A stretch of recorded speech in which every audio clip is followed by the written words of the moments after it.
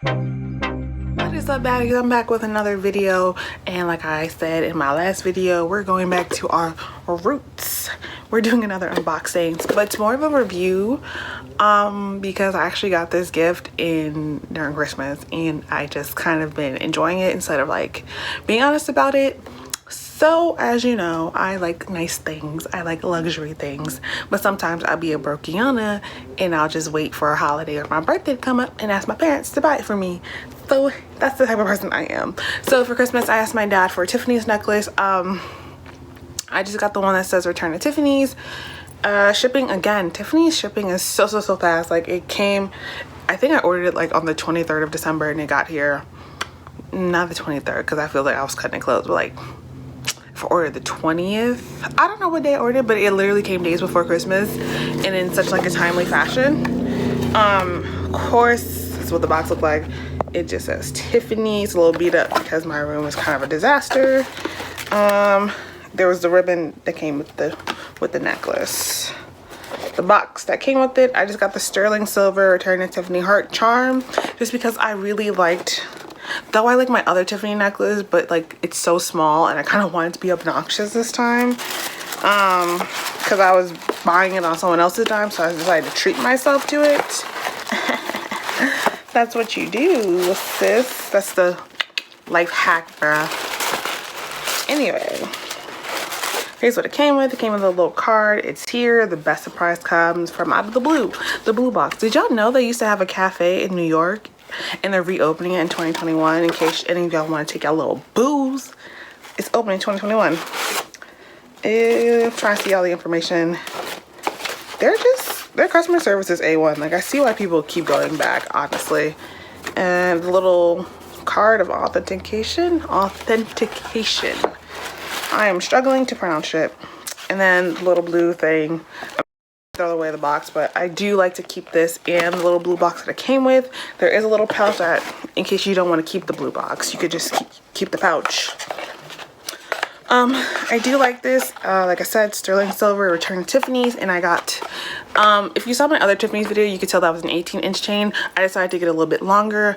This works really well when you're wearing like sweaters like this, where it's like not so close to the neck. I feel like it's drawing attention to my fat ass neck, whereas this is more like it really does fall, you know, beyond the clavicle, like in the titties. You'd be like, ooh la la, she has taste, she's classy. I really love it. I will try to insert some pictures of it, but it's a really pretty necklace. I wear it more than I wear the other one just because that's more of like, I'm not gonna lie, I probably should have gotten this first and that second just because I like a longer chain. I spent most of my adolescence wearing long chains like this, so this feels very on par for me.